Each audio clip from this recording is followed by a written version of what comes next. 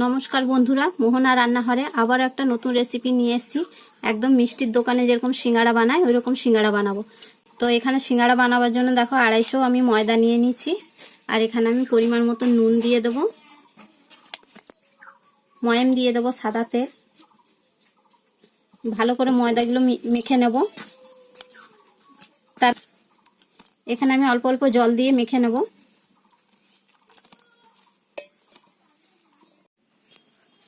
ময়দাটা আমার মাখা হয়ে গেছে, আমি কিছুক্ষণ ঢাকা দিয়ে রেখে দেবো। তো সিঙ্গাড়া বানাবার জন্য যে মশলাগুলো লাগে সেই মশলাগুলো তোমাদের একবার দেখিয়ে দিই। এখানে নিচে 1 চামচ ধনে, 1 চামচ গোটা জিরে, 6-7টা শুকনো লঙ্কা, আর এখানে আছে 5-6টা লবঙ্গ আছে, 1 টুকরো দারচিনি আছে, 2টো এলাচ আছে, আর অল্প একটু জয়ত্রী আছে। এগুলো আমি শুকনো কড়াইতে ভেজে নিয়েছি আগে থেকে। এবার এটা আমি মিক্সিতে গুঁড়ো করে নেব। সিঙ্গাড়ার পুর বানাবার জন্য আমি এখানে 3খানা আলু নিয়ে নিয়েছি, একটা গাজর নিয়ে নিয়েছি। এবার এগুলো ছোট ছোট করে কেটে নেব, কেটে নিয়ে ধুয়ে ভালো করে সেদ্ধ করে নেব।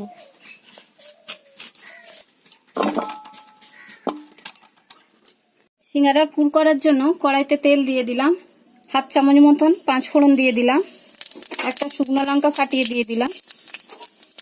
যেটা ভালো করে ভেজে নেব। সেদ্ধ করা আলুগুলো তেলের মধ্যে দিয়ে দিলাম। এখানে পরিমাণ মতন হলুদ গুঁড়ো দেবো, আর অল্প একটু লঙ্কার গুঁড়ো দেবো। ভালো করে আলুটা ভেজে নিয়ে কষে নেব। পরিমাণ মতন নুন দেবো, আর স্বাদ অনুযায়ী অল্প একটু চিনি দেবো।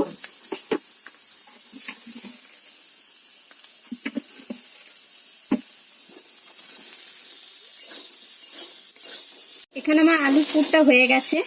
তো এখানে নামাবার আগে আমি যে মশলাটা ভেজে রেখেছিলাম সেই গুঁড়ো মশলাটা এখানে 1/2 চামচ মতন দিয়ে দেবো। এটাকে নেড়ে চেড়ে নামিয়ে নেব। এখানে আমি সিঙ্গাড়া চাটনিটা এরপরে তৈরি করে নেব। তো কড়ার মধ্যে অল্প তেল দিয়েছি, 5 ফোড়ন দিয়ে দেবো, একটা শুকনো লঙ্কা দিয়ে দিলাম, তেঁতুলগুলো জল গুলে রেখেছি এই জলটার মধ্যে দিয়ে দেবো। এখানে পরিমাণ মতন হলুদ দিয়ে দেবো,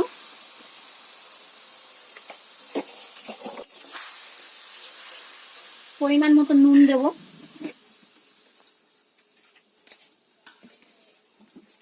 আর এখানে পরিমাণ মতন চিনি দেব।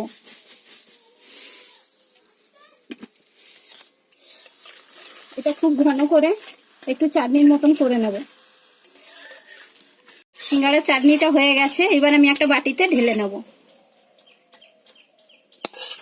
এরকম একটা লেচি নিচ্ছি, এবার লম্বা করে রুটির মতন বেলে নেব।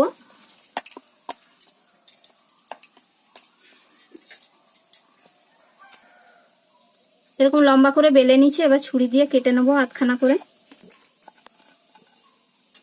এরকম ভাবে দুটো মুখ এইভাবে জয়েন্ট করে নেব। বাটিতে একটু জল নিয়েছি, একটা সাইডে এইভাবে লাগিয়ে নেব। এইভাবে মুড়ে নিতে হবে, এরকম টোপরের মতন করে নিতে হবে। ভালো করে মুখটা চিপে দিতে হবে যাতে পুরটা না বেরিয়ে যায় ভাজার সময়। এই যে পুর নিয়েছি,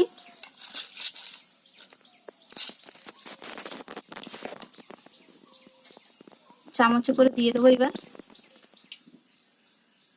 ভালো করে মুখটাকে মুড়ে দেবো।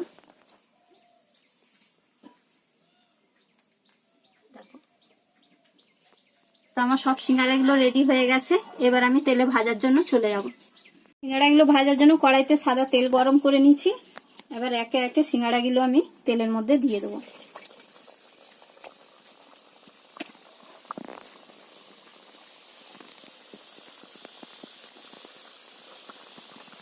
সিঙ্গাড়াগুলো আমার ভাজা হয়ে গেছে, এবার আমি কড়াই থেকে তুলে নিলাম।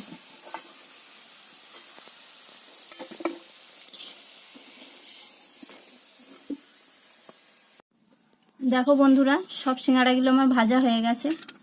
যদি রেসিপিটা তোমাদের ভালো লাগে তাহলে ভিডিওটাতে একটা লাইক করবে, চ্যানেলটাকে সাবস্ক্রাইব করবে, আর কমেন্ট করে জানাবে। সিঙ্গাড়া আর সিঙ্গাড়ার চাটনি আমার দুটোই রেডি হয়ে গেছে, শুধু খেলেই হবে।